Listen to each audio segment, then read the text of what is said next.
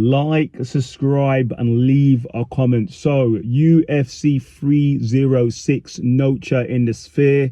Riyadh season still here in Viva Las Vegas. The main event is going to be Sean O'Malley versus merabdvalishvili. I believe I nearly got that right.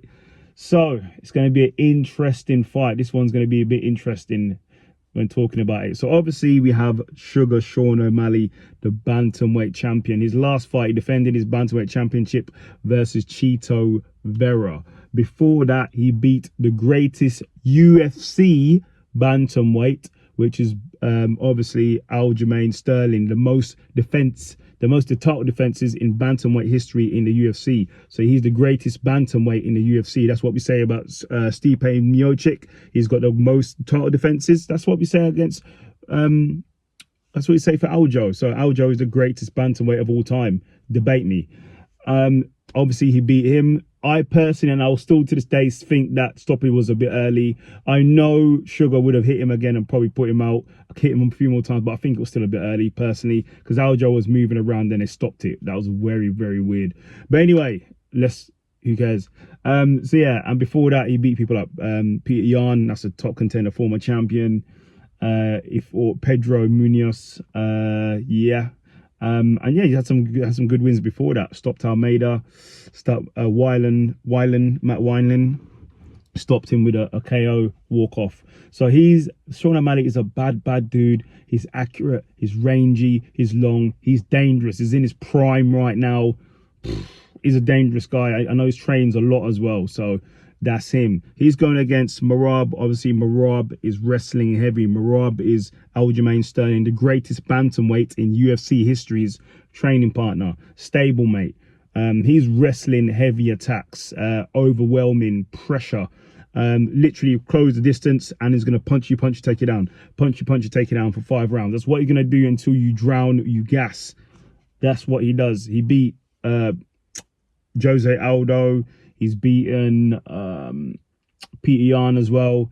And his last fight, he beat Henry Cejudo, who's now been beaten by both the stablemates, Aljamain Sterling and now Merab.